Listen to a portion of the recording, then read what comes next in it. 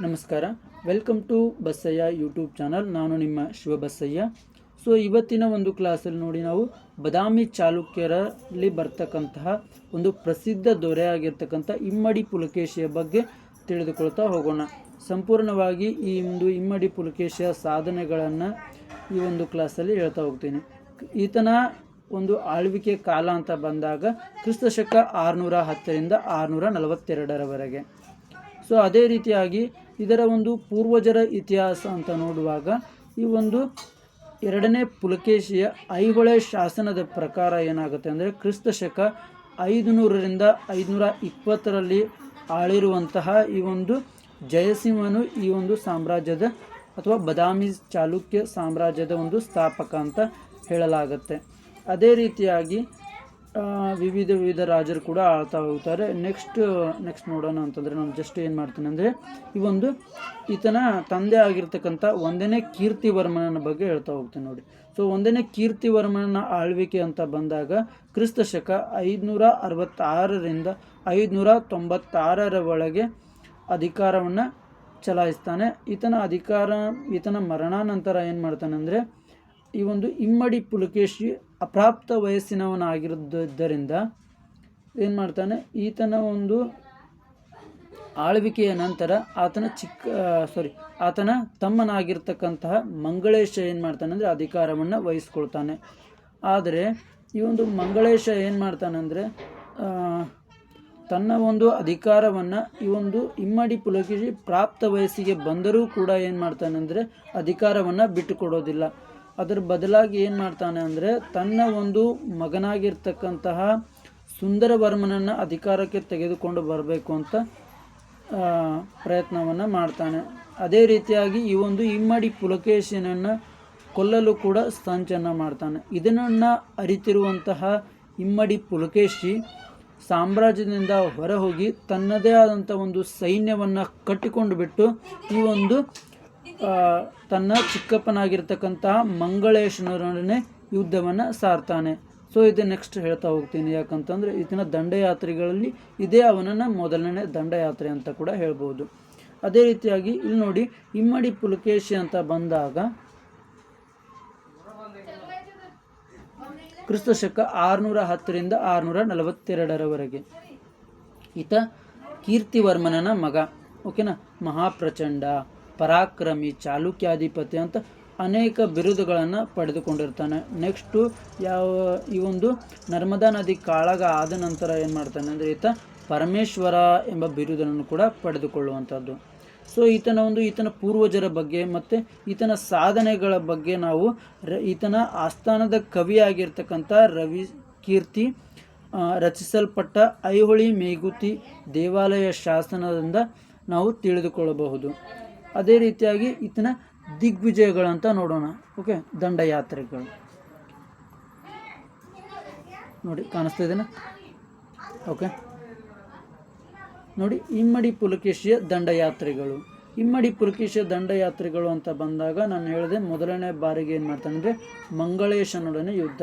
ಆತನ ಚಿಕ್ಕಪ್ಪನಾಗಿರ್ತಕ್ಕಂಥ ಈ ಒಂದು ಮಂಗಳೇಶ ಏನು ಮಾಡ್ತಾನೆ ಅಂದರೆ ತನ್ನವನ್ನು ಅಧಿಕಾರವನ್ನು ಬಿಟ್ಟು ಕೊಡದೆ ತನ್ನ ಮಗನಾಗಿರ್ತಕ್ಕಂಥ ಸುಂದರವರ್ಮನನ್ನು ಸಿಂಹಾಸನಕ್ಕೆ ತರಲು ಒಪ್ಕೊಳ್ತಾನೆ. ಅದೇ ರೀತಿಯಾಗಿ ಏನು ಮಾಡ್ತಾನೆ ಅಂದರೆ ಈ ಒಂದು ಇಮ್ಮಡಿ ಪುಲಕೇಶಿಯನ್ನು ಕೊಲ್ಲಲು ಸಂಚನ್ನು ನಡೆಸ್ತಾನೆ.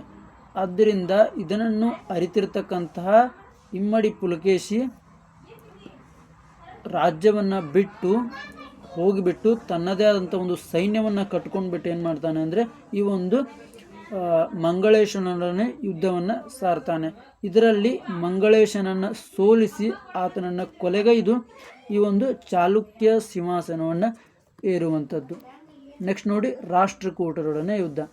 ಸೊ ಇವರ ಒಂದು ಬಾದಾಮಿ ಚಾಲುಕ್ಯರ ರಾಜಕೀಯ ಪರಿಸ್ಥಿತಿಯ ಕುಗ್ಗಿದಾಗ ಸೊ ಏನು ಮಾಡುತ್ತೆ ಅಂತಂದರೆ ಇದೇ ಒಂದು ಲಾಭವನ್ನು ಇಟ್ಕೊಂಡ್ಬಿಟ್ಟು ಏನು ಮಾಡ್ತಾರೆ ಅಂದರೆ ಅಪ್ಪಾಯಿಕ ಮತ್ತು ಗೋವಿಂದ ಈ ಒಂದು ರಾಷ್ಟ್ರಕೂಟರ ಪ್ರಮುಖರಾಗಿರ್ತಕ್ಕಂಥ ಈ ಒಂದು ರಾಜರು ಏನು ಮಾಡ್ತಾರೆ ಅಂದರೆ ಈ ಒಂದು ಇಮ್ಮಡಿ ಪುಲಕೇಶಿಯ ಮೇಲೆ ಇನ್ನೊಂದು ದಂಗೆಯನ್ನು ಹೇಳ್ತಾರೆ.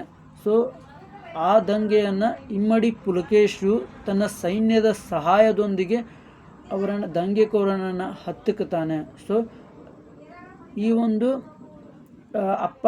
ಅಪ್ಪಾಯಿಕ ಮತ್ತು ಗೋವಿಂದನನ್ನು ಸೋಲಿಸ್ತಾನೆ. ಸೊ ಸೋಲಿಸಿದ ನಂತರ ಈ ಒಂದು ರಣರಂಗದಲ್ಲಿ ಸೋಲನ್ನು ಅನುಭವಿಸಿರ್ತಕ್ಕಂಥ ಈ ಒಂದು ಅಪ್ಪಾಯಿಕ ಹೆದರಿಬಿಟ್ಟು ರಣರಂಗದಿಂದ ತಲೆಮರೆಸ್ಕೊಂಡು ಓಡಿ ಹೋಗ್ತಾನೆ.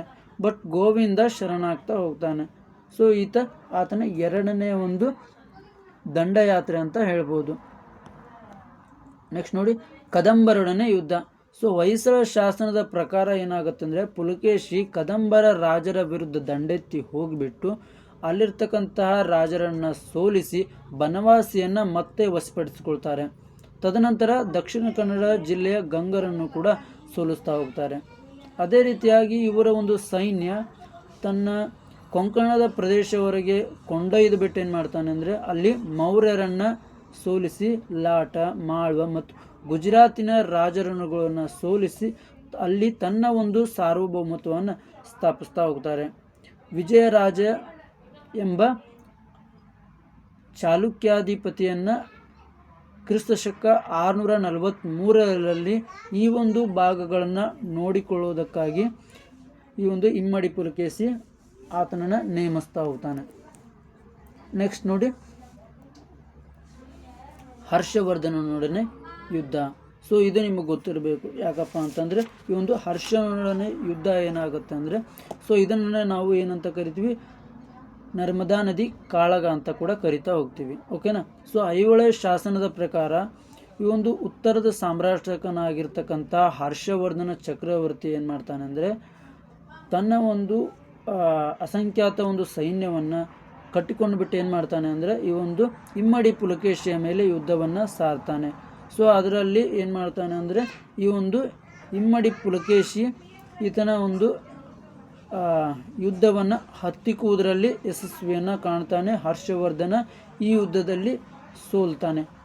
ಅಷ್ಟೇ ಅಲ್ಲದೆ ಈ ಒಂದು ಹರ್ಷವರ್ಧನ ಮತ್ತು ಇಮ್ಮಡಿ ಪುಲಕೇಶಿಯ ಒಂದು ಬಾರ್ಡರ್ ಕೂಡ ಈ ಒಂದು ನರ್ಮದಾ ನದಿ ಆಗುತ್ತಾ ಹೋಗುತ್ತೆ. ಓಕೆನಾ. ಉತ್ತರ ಭಾರತದಲ್ಲಿ ಬಂದಾಗ ಹರ್ಷವರ್ಧನ ಮತ್ತು ದಕ್ಷಿಣ ಭಾರತದಲ್ಲಿ ಆಳ್ತಕ್ಕಂತಹ ಈ ಒಂದು ಇಮ್ಮಡಿ ಪುಲಕೇಶಿ. ಇದೇ ರೀತಿಯಲ್ಲಿ ಹುಯಾನ್ ಸಾಂಗ್, ಚೀನಿ ಯಾತ್ರಿಕನಾಗಿರ್ತಕ್ಕಂಥ ಈ ಒಂದು ಹುಯಾನ್ ಸಾಂಗನು ಏನು ಮಾಡ್ತಾನೆ ಅಂದರೆ, ತನ್ನ ಒಂದು ಇದರ ಬಗ್ಗೆ ವಿವರಣೆಯನ್ನು ನೀಡ್ತಾ ಹೋಗ್ತಾನೆ. ಸೊ ಹರ್ಷವು ಇಂಗಿ ಹೋಯಿತು ಅಂತ ತನ್ನ ಒಂದು ಗ್ರಂಥವಾಗಿರ್ತಕ್ಕಂಥ ಸಿಯುಕಿ ಗ್ರಂಥದಲ್ಲಿ ಬರಿತಾ ಹೋಗ್ತಾನೆ. ಸೊ ಅದೇ ರೀತಿಯಾಗಿ ಇದು ಎಲ್ಲಿಂದ ಎಲ್ಲಿವರೆಗೆ ಜರುಗ್ತದೆ ಅಂತ ಗೊತ್ತಿರಬೇಕು. ಸೊ ನಿಮಗೆ ಬಂದ್ಬಿಟ್ಟು ನೋಡಿ, 630ರಿಂದ 634ರವರೆಗೆ ಈ ಒಂದು ಯುದ್ಧ ಜರುಗ್ತಾ ಹೋಗುತ್ತೆ. ಸೊ ಅದೇ ರೀತಿಯಾಗಿ ಪುಲಕೇಶಿಯು ಈ ವಿಜಯ ಆದ ನಂತರ ಏನಪ್ಪ ಅಂತಂದರೆ, ಪರಮೇಶ್ವರ ಎಂಬ ಬಿರುದನ್ನು ಕೂಡ ಪಡೆದುಕೊಳ್ಳುವಂಥದ್ದು. ಸೊ ಇಲ್ಲಿ ನೋಡಿ, ದಂಡಯಾತ್ರೆಗಳ ಈ ಒಂದು ನರ್ಮದಾ ನದಿ ದಂಡಯಾತ್ರೆ ಆದ ನಂತರ ಏನಾಗುತ್ತೆ ಅಂದರೆ, ಚಾಲುಕ್ಯರ ಸಾಮ್ರಾಜ್ಯದ ಗಡಿಯಂತೂ ಆಗುತ್ತೆ. ಓಕೆನಾ. ಸೊ ಅದೇ ರೀತಿಯಾಗಿ ಪುಲಕೇಶಿ ಸುಮಾರು 99,000 ಗ್ರಾಮಗಳನ್ನೊಳಗೊಂಡಾಗಿರ್ತಕ್ಕಂತಹ 3 ರಾಷ್ಟ್ರಗಳ ಅಧಿಪತಿ ಆಗ್ತಾ ಹೋಗ್ತಾನೆ ಅಂತ ನಾವೇನು ಮಾಡ್ತೀವಿ, ಈ ಒಂದು ರವಿಕೀರ್ತಿ ಬರಿತಾ ಹೋಗ್ತಾನೆ. ಆ ಒಂದು 3 ರಾಷ್ಟ್ರಗಳು ಯಾವುವು ಅಂತ ನೋಡಿದಾಗ, ಸೊ ಈ 3 ರಾಷ್ಟ್ರಗಳು ಅಂತ ನೋಡಿದಾಗ ಮಹಾರಾಷ್ಟ್ರ, ಕರ್ನಾಟಕ ಮತ್ತು ಪಶ್ಚಿಮ ಕರಾವಳಿ ಕೊಂಕಣ ಪ್ರದೇಶಗಳನ್ನು ನಾವೇನಂತೀವಿ ಅಂದರೆ, ಈ ಒಂದು 3 ರಾಷ್ಟ್ರಗಳು ಅಂತ ಹೇಳ್ಬೋದು. ಓಕೆನಾ. ಸೊ 3 ಗ್ರಾಮಗಳನ್ನು, ಸೊ 3 ಒಂದು ರಾಷ್ಟ್ರಗಳನ್ನು ಅಧಿಪತಿ ಅಂತ ಕರೆಸ್ಕೊಳ್ತಾ ಹೋಗ್ತಾನೆ. ನೆಕ್ಸ್ಟ್ ನೋಡಿ, ಪೂರ್ವ ಭಾರತದೊಂದಿಗೆ ಯುದ್ಧ. ಈ ಒಂದು ಇಮ್ಮಡಿ ಪುಲಕೇಶಿ ಏನು ಮಾಡ್ತಾನೆ ಅಂದರೆ, ಈ ಒಂದು ಐಹೊಳೆ ಶಾಸನದ ಪ್ರಕಾರ ಸೊ ಉಲ್ಲೇಖವಾಗಿರುವಂಥದ್ದು, ಈ ಒಂದು ಪುಲಕೇಶಿ ಪೂರ್ವಾಭಿಮುಖವಾಗಿ ಮುನ್ನಡೆದು ಕೋಸಲ ಮತ್ತು ಕಳಿಂಗದ ಹಲವು ಭಾಗಗಳನ್ನು ಗೆದ್ದುಕೊಂಡು, ಅಷ್ಟೇ ಅಲ್ಲದೆ ಈ ವೆಂಗಿ ಮಂಡಲವನ್ನು ಕೂಡ ಗೆದ್ದುಕೊಂಡು ಬಿಟ್ಟು ಏನು ಮಾಡ್ತಾನೆ ಅಂದರೆ, ಅಲ್ಲಿ ತನ್ನ ತಮ್ಮನಾಗಿರ್ತಕ್ಕಂಥ ಕುಬ್ಜ ವಿಷ್ಣುವರ್ಧನನನ್ನು ವೆಂಗಿ ಮಂಡಲದ ರಾಜನನ್ನಾಗಿ ನೇಮಿಸ್ತಾ ಹೋಗ್ತಾನೆ. ನಂತರ ಕ್ರಿಸ್ತಶಕ 670ರವರೆಗೂ ಆಳಿದ ಪೂರ್ವ ಚಾಲುಕ್ಯರ ಮನೆತನದ ಸಂಸ್ಥಾಪಕನೆಂದು ಕೂಡ ಈತ ಕರೆಸಿಕೊಳ್ತಾ ಹೋಗ್ತಾನೆ. ಓಕೆನಾ. ನೆಕ್ಸ್ಟ್ ನೋಡಿ, ವಿಷ್ಣುಕುಂಡಿಗಳ ಸೋಲು. ಈ ಒಂದು ವಿಷ್ಣುಕುಂಡಿಗಳು ಪ್ರಬಲರಾಗಿದ್ದರೂ ಕೂಡ ಏನು ಮಾಡ್ತಾರೆ ಅಂದರೆ, ಪುಲಕೇಶ ಆಕ್ರಮಣದ ವೇಳೆ ಇವರು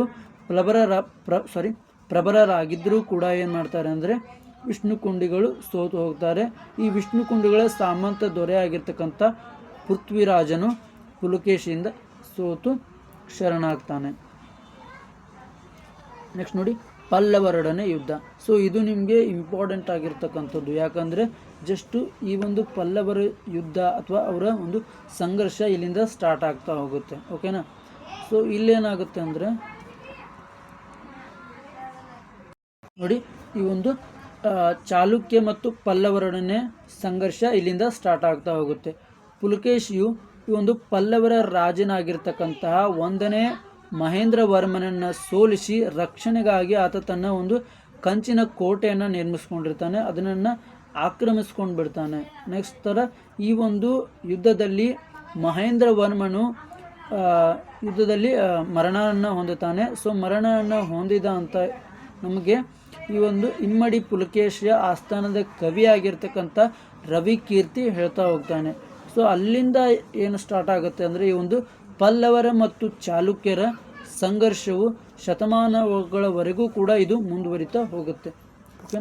ಸೊ ನೆಕ್ಸ್ಟ್ ನೋಡೋಣ ಏನಪ್ಪ ಅಂದರೆ ಈ ಒಂದು ಚೋಳ, ಚೇರ ಮತ್ತು ಪಾಂಡ್ಯರ ಮೇಲೆ ದಾಳಿಯನ್ನು ಮಾಡುವಂಥದ್ದು. ಸೊ ಪುಲಕೇಶಿಯು ಕಾವೇರಿ ನದಿಯನ್ನು ದಾಟಿ ಚೋಳರನ್ನು ಸೋಲಿಸಿ ಅಷ್ಟಲ್ದೇ ಪಾಂಡ್ಯರನ್ನು ಮತ್ತು ಚೇರರನ್ನು ಕೂಡ ಅವರ ಮೇಲೆ ಒಂದು ತನ್ನ ಒಂದು ಸಾರ್ವಭೌಮತ್ವವನ್ನು ಒಪ್ಪಿಕೊಳ್ಳುವಂತೆ ಮಾಡ್ತಾ ಹೋಗ್ತಾನೆ. ಈ ಒಂದು ವಿಜಯಗಳ ನಂತರ ಏನು ಮಾಡ್ತಾನೆ ಅಂದರೆ ಇಮ್ಮಡಿ ಪುಲಕೇಶಿಯು ತನ್ನ ಒಂದು ರಾಜಧಾನಿಯಾಗಿರ್ತಕ್ಕಂತಹ ಬದಾಮಿಗೆ ಹಿಂದಿರುಗಿ ವೈಭವದಿಂದ ವಿಜಯೋತ್ಸವವನ್ನು ಆಚರಿಸ್ತಾ ಹೋಗ್ತಾನೆ. ಅಂದರೆ ಈ ಒಂದು ಬದಾಮಿ ಅಂದರೆ ನಿಮಗೆ ಗೊತ್ತಿರಲಿ. ಸೊ ಇದರ ಮೂಲ ಹೆಸರು ಕೇಳ್ತಾ ಹೋಗ್ತಾರೆ, ಭಾಳ ಸರಿ ಕೇಳಿರುವಂಥದ್ದು. ಕಾಂಪಿಟೇಟಿವಲ್ಲಿ ಕೂಡ ಈ ಒಂದು ಕ್ವಶನ್ಸು ಬರುವಂಥದ್ದು. ಓಕೆನಾ. ಸೊ ಈ ಒಂದು ಬದಾಮಿಯ ಮೂಲ ಹೆಸರು ಅಂತ ಬಂದ್ಬಿಟ್ಟು ವಾತಾಪಿ, ನಿಮಗೆ ನೆನಪಿರಲಿ. ಓಕೆನಾ. ಸೊ ಇದೇ ಈ ಒಂದು ಬದಾಮಿ ಚಾಲುಕ್ಯರ ಒಂದು ರಾಜಧಾನಿ. ಓಕೆ. ನೆಕ್ಸ್ಟ್ ನೋಡಿ, ಇದು ಅಂತಿಮ ಯುದ್ಧ ಅಂತ ಬಂದಾಗ ಇದೇ ಅವರ ಅಂತಿಮ ಯುದ್ಧ ಕೂಡ. ಯಾರ ಜೊತೆ ನಡೆಯುತ್ತಪ್ಪ ಅಂತಂದರೆ ಈ ಒಂದು ಪಲ್ಲವರ ಜೊತೆ ಅಂತಿಮ ಯುದ್ಧ ನಡೆಯುತ್ತೆ ಪುಲಕೇಶಿಯು 30 ವರ್ಷಗಳ ಕಾಲ ಜಯಪ್ರದ ಆಳ್ವಿಕೆಯನ್ನು ನಡೆಸಿರ್ತಾನೆ. ಇದರಿಂದ ಪಲ್ಲವರಿಂದ ಇವಾಗ ಆತನ ಒಂದು ಅಪಾಯವನ್ನು ಎದುರಿಸಬೇಕಾಗುತ್ತೆ.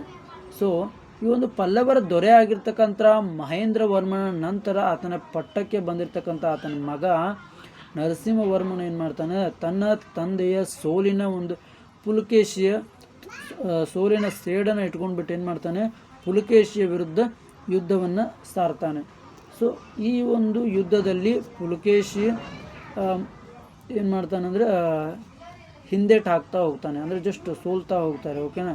ಸೊ ದಟ್ ಎಲ್ಲೂ ಕೂಡ ಇದು ಉಲ್ಲೇಖವಾಗಿಲ್ಲದೆ ಇರ್ತಕ್ಕಂಥ ಅಂತ ತಿಳ್ಕೊಳ್ಳೋದಾದರೆ ನೋಡಿ ಏನಪ್ಪ ಅಂತಂದರೆ ಈ ಒಂದು ಪಲ್ಲವರು ಮೇಲುಗೈಯನ್ನು ಸಾಧಿಸ್ತಾರೆ ಅಂತ ಹೇಳ್ತಾ ಹೋಗ್ತಾರೆ. ನೆಕ್ಸ್ಟು ಈ ಒಂದು ಇಮ್ಮಡಿ ಪುಲಕೇಶ ಸೈನ್ಯ ಸೋತ್ಬಿಟ್ಟು ಏನಾಗುತ್ತೆ ಅಂತಂದರೆ ಹಿಂದೆ ತನ್ನ ಒಂದು ರಾಜಧಾನಿಗೆ ಹಿಮ್ಮೆಟ್ಟಿ ಹಿಂದಕ್ಕೆ ಬರುವಂಥದ್ದು. ಓಕೆನಾ. ಅದೇ ರೀತಿಯಾಗಿ ಈ ಒಂದು ನರಸಿಂಹವರ್ಮನ ಸೈನ್ಯ ಏನು ಮಾಡುತ್ತೆ ಅಂದರೆ ಚಾಲುಕ್ಯ ಸೈನ್ಯವನ್ನು ಬೆನ್ನಟ್ಟಿ ಬದಾಮಿಗೆ ಬಂದುಬಿಟ್ಟು ಬದಾಮಿ ಕೋಟೆಯನ್ನು ವಶಪಡಿಸ್ಕೊಳ್ತಾ ಹೋಗ್ತಾರೆ. ಇದು ಬದಾಮಿ ಶಾಸನದ ಮೇಲೆ ಏನಂತ ಬದಾಮಿಯ ಗೆಲುವಿಗೋಸ್ಕರ ಆತ ಏನು ಮಾಡ್ತಾನೆ ಅಂದರೆ ಒಂದು ಬಿರುದನನ್ನು ಪಡೆದುಕೊಳ್ತಾ ಹೋಗ್ತಾನೆ. ವಾತಾಪಿಕೊಂಡ ಎಂಬ ಬಿರುದನನ್ನು ಧರಿಸ್ತಾನೆ ಈ ಒಂದು ನರಸಿಂಹವರ್ಮ, ನೆನಪಿರಲಿ. ಓಕೆನಾ. ಸೊ ಅದೇ ರೀತಿಯಾಗಿ ಒಂದು ಶಾಸನವನ್ನು ಕೆತ್ತಿಸಿ ವಾತಾಪಿಕೊಂಡ ಎಂಬ ಬಿರುದನನ್ನು ಕೂಡ ಪಡೆದುಕೊಳ್ತಾನೆ. ಓಕೆನಾ. ಸೊ ಗೊತ್ತಿರಲಿ, ಜಸ್ಟ್ ಅಲ್ಲಿ ಓದಿದೆ. ಸೊ ಯಾರು ನೋಟ್ಸ್ ಮಾಡ್ಕೊಳ್ಬೇಕಂತಿದ್ದೀರಾ, ಸೊ ನೋಟ್ಸ್ ಬೇಗ ಮಾಡ್ಕೊಳ್ಳಿ. ಸೊ ಒಂದು ವೇಳೆ ನಿಮಗೆ ಈ ವಿಡಿಯೋದಲ್ಲಿ ನಿಮಗೆ ನೋಟ್ಸ್ ಮಾಡೋಕ್ಕೆ ಟೈಮ್ ಸಿಗಲಿಲ್ಲಪ್ಪ ಅಂದರೆ ಜಸ್ಟು ನಿಮಗೆ ಏನು ಮಾಡ್ತೀನಿ ಅಂದರೆ ಈ ಒಂದು ಕೆಳಗೆ ಒಂದು ನಿಮಗೆ ಲಿಂಕನ್ನು ಕೊಡ್ತೀನಿ. ಓಕೆನಾ. ಜಸ್ಟ್ ನೋಡಿ. ನಂತರ ಏನಾಗುತ್ತೆ ಅಂದರೆ ಈ ಒಂದು ಸಿಲೋಣಿನ ರಾಜಕುಮಾರನ ವರ್ಮನನ್ನು ಕೂಡ ತನ್ನ ಒಂದು ಯುದ್ಧದಲ್ಲಿ ಭಾಗವಹಿಸಿದ್ದ ಅಂತ ತಿಳಿದು ಬರುತ್ತೆ. ಓಕೆನಾ. ಈ ಒಂದು ಪಲ್ಲವರ ಜೊತೆ ಕೈ ಜೋಡಿಸಿರುವಂಥದ್ದು.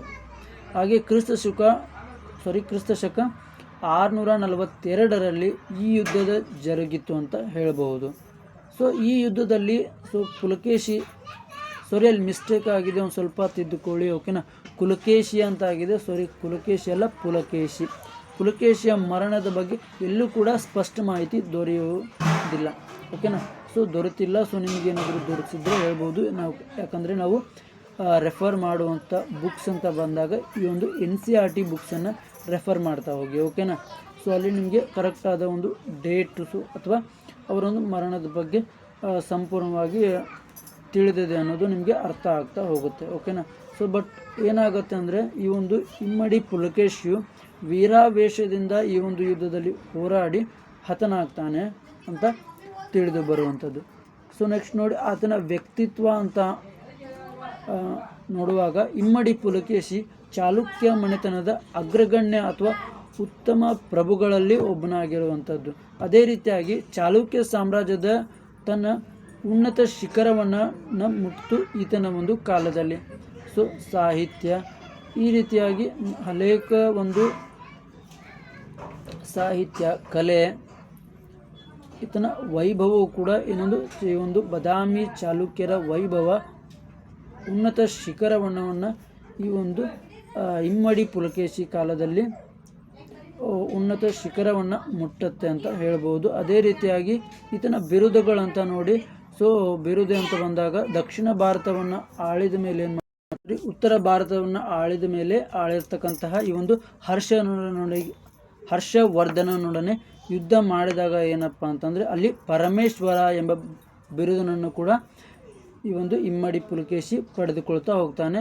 ಅದೇ ರೀತಿಯಾಗಿ ಅಮೀರ್ ಖುಸ್ರೋ ಏನು ಮಾಡ್ತಾನೆ ಅಂದರೆ ತನ್ನ ಒಂದು ರಾಯಭಾರಿಗಳನ್ನು ಪುಲಕೇಶಿಯ ತಮ್ಮ ರಾಜ್ಯ ನಿರೂಪಣೆಗಾಗಿ ಅರ್ಪಿಸುವಂಥ ಚಿತ್ರಗಳನ್ನು ನಾವೇನು ಮಾಡ್ಬೋದು ಅಂತಂದರೆ ಈ ಒಂದು ಅಜಂತಾ ಗುಹಾಲಯದಲ್ಲಿ ನಾವು ನೋಡುವಂಥದ್ದು ಇನ್ನೂ ಕೂಡ ಚಿತ್ರಿಸಲಾಗಿದೆ ಅಂತ ಹೇಳೋದು. ಸೊ ಅರ್ಥ ಆಗಿದೆ ರೀ. ಸೊ ಅರ್ಥ ಆಗಿದ್ರೆ ತಂಬು ಕೊಡ್ತಾ ಹೋಗಿ. ಓಕೆನಾ. ಸೊ ಎಷ್ಟು ಮಂದಿಗೆ ಅರ್ಥ ಆಗಿದೆ ಅಂತ ಸೊ ತಂಬು ಕೊಡ್ತಾ ಹೋಗಿ. ಸೊ ಇದರಿಂದ ನಮಗೂ ಕೂಡ ಉತ್ಸಾಹ ಬರುತ್ತೆ. ಸೊ ನಿಮ್ಗೆ ಯಾವ ಸಬ್ಜೆಕ್ಟ್ ಬಗ್ಗೆ ಹೇಳಬೇಕು ಅನ್ನೋದ್ರು ಕೂಡ ಕಮೆಂಟಲ್ಲಿ ತಿಳಿಸ್ತಾ ಹೋಗಿ. ಓಕೆನಾ. ಸೊ ನೋಡಿ, ನೆಕ್ಸ್ಟು ನಿಮಗೆ ಇದರ ಒಂದು PDF ಬೇಕಾದರೆ ಸೊ PDF ಡೈರೆಕ್ಟಾಗಿ ಸಿಗುವಂಥದ್ದು, ನಿಮಗೆ ಸಪ್ರೇಟಾಗಿ ಕೂಡ ಕೊಡುವಂಥದ್ದು, ಅಥವಾ ಈ ಒಂದು PDF ಲಿಂಕನ್ನು ಕೂಡ ನಾನೇನು ಮಾಡಿರ್ತೀನಿ ಅಂದರೆ ಈ ಒಂದು ವಿಡಿಯೋದ ಡಿಸ್ಕ್ರಿಪ್ಷನ್ ಬಾಕ್ಸಲ್ಲಿ ಹಾಕ್ತಾ ಹೋಗ್ತೀನಿ. ಸೊ ಅದೇ ರೀತಿಯಾಗಿ ಇಲ್ಲಿ ಕೆಳಗಡೆ ಒಂದು ಇನ್ಸ್ಟಾ ID ಕಾಣಿಸ್ತಾ ಇದೆ. ಸೊ ಅಲ್ಲಿ ನೀವು ಡೈರೆಕ್ಟಾಗಿ ಕಾಂಟ್ಯಾಕ್ಟನ್ನು ಮಾಡ್ಬೋದು. ಮತ್ತು ನಮ್ಮ ಚಾನಲನ್ನು ಸಬ್ಸ್ಕ್ರೈಬ್ ಮಾಡ್ಕೊಳ್ಳೋದ್ರೊಳಗನೆ ಏನು ಮಾಡ್ತೀರಾ ಅಂದರೆ ಈ ಒಂದು ಇನ್ಸ್ಟಾ ಐಡಿಯನ್ನು ಫಾಲೋ ಮಾಡಿ ಅಂತ ಹೇಳ್ತಾ, ಸೊ ಇನ್ನೂ ಯಾರು ಚಾನಲ್ನ ಸಬ್ಸ್ಕ್ರೈಬ್ ಮಾಡ್ಕೊಂಡಿಲ್ಲ ಬೇಗ ಮಾಡ್ಕೊಳ್ಳಿ. ಸೊ ಎಕ್ಸಾಮ್ ಹತ್ರಕ್ಕೆ ಬರ್ತಾ ಇದೆ. ಸೊ ಆದಷ್ಟು ಬೇಗ ಉತ್ತಮ ಅಂಕಗಳನ್ನು ಪಡಿಬೇಕು ಅಂತ ಹೇಳ್ತಾ ಹೋಗ್ತೀನಿ.